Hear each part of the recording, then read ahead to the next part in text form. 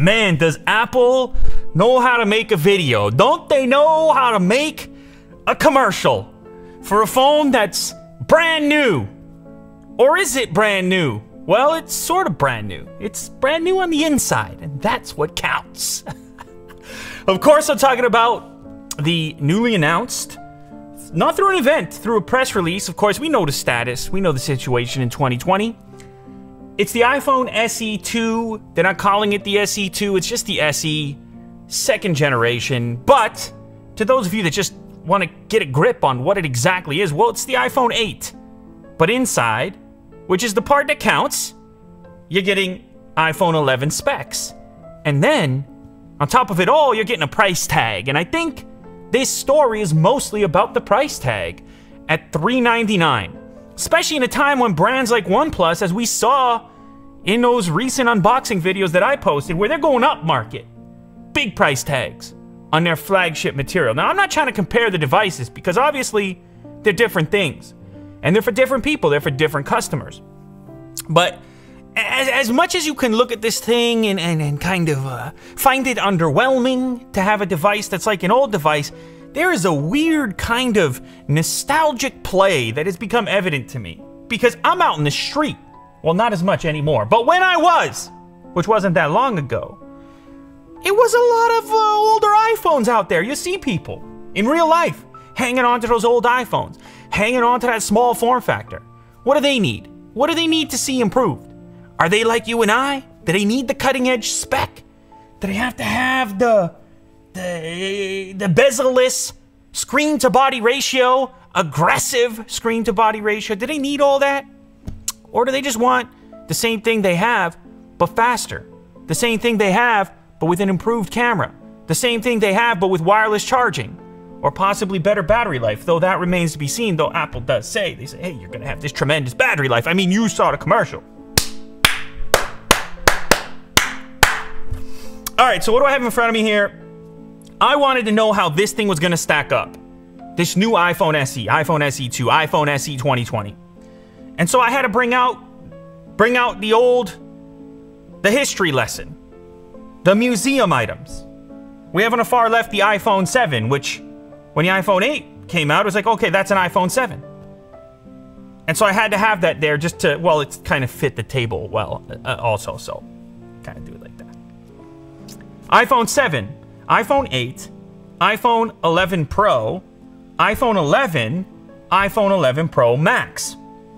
Okay, cool. We get the idea. We can slide this one out of there because it's not part of the lineup. Of course, this is an iPhone 8. It's not an iPhone SE 2, but that's exactly what it looks like. And the first thing, when I went back to reach for this thing, it struck me how compact it was.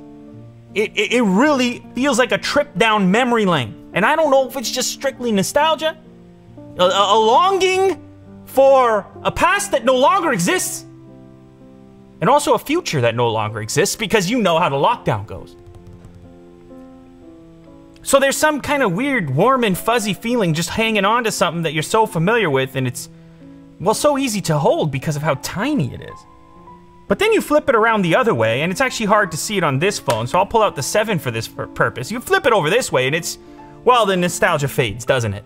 Because you're staring at some giant bezels on there. And I'm not sure who's really okay with that or who wants that.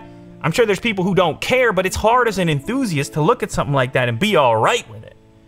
Be happy with it, satisfied, because it just, well, that's one of those old tech things where there's no warm and fuzzy. It's just, maybe there's a warm and fuzzy when it comes to Touch ID because, you know, some people just never really got comfy with the Face ID situation. Of course, people are wearing masks now, so kind of an opportune time. I wish they never got rid of it.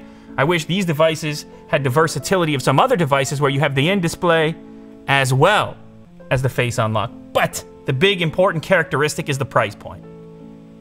And the reason I think this device will be attractive to a number of people, three reasons. I'll break it down to 3.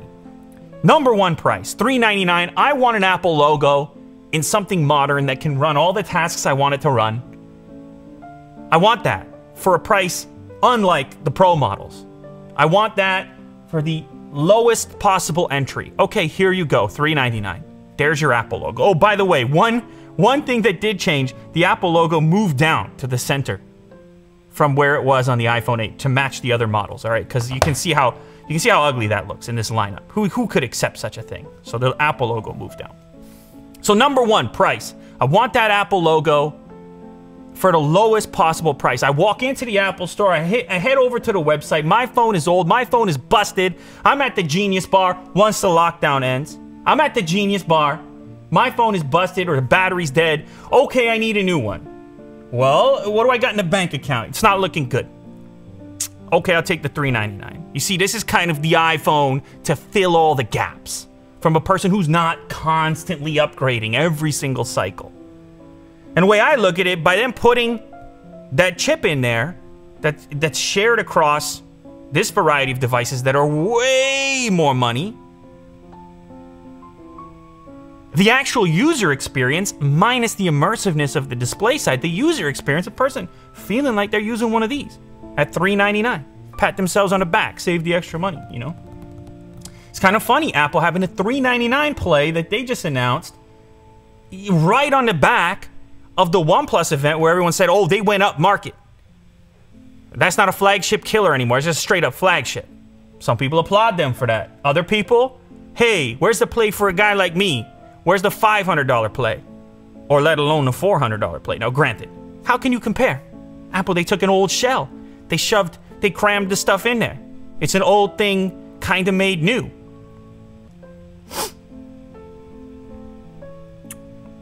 But I just gotta say, from personal experience, as much as it's hard for me as a tech enthusiast to get excited about an old form factor done over again, that's us. We're in this community. We're deep.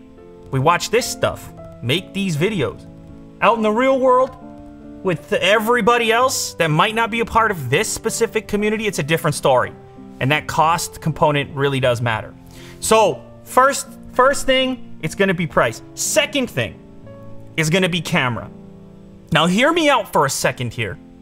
I know you're thinking, he's making all these justifications. What is he, an Apple fan? Fine, call me what you got. I don't use these. I don't even use these. Yeah, I feel like I'm making a case. Allow me to make a case, please, if you don't mind. I appreciate you spending the time, by the way. The camera. Yes, these things, it's a massive camera setup. You've got the versatility. You've got the telephoto. You've got the wide on the Pro model. And, of course, you have only the 2-camera setup on the non-Pro model. But let's just talk about the Pro model, the flagship. How often does the average person end up just snapping a photo with the main camera unit? Anyway.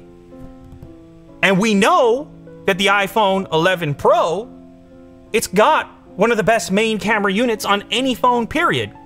It's got the price tag to match. So you sit there and you say to yourself, $399, and I have the same, at least that's what Apple's telling us now, I have the same camera performance as the main camera on a phone that's well over $1,000 in most configurations, many configurations. You say, okay, I can't bust into the wide angle. I can't zoom in on a telephoto. I don't have the versatility. But as far as that one-to-one comparison, boom, I pop off a shot and I have flagship quality camera operation at $399. That's a bit of a win, is it not? Call me crazy? You guys do it anyways. It's a bit of a win, is it not?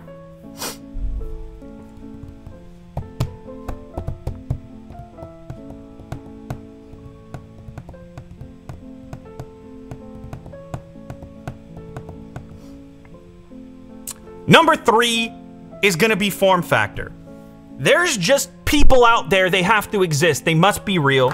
There's people out there who are not all about this big phone trend.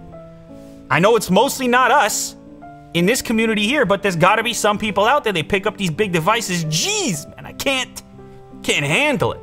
It's not me, I'm not saying it's me. I think it's one of the reasons that the Pro model comes in smaller than the first non-Pro 11. They gave people a flagship option that's smaller than most other flagship options from other brands. So Apple's thinking about it. What are people's hand sizes? What can people put up with?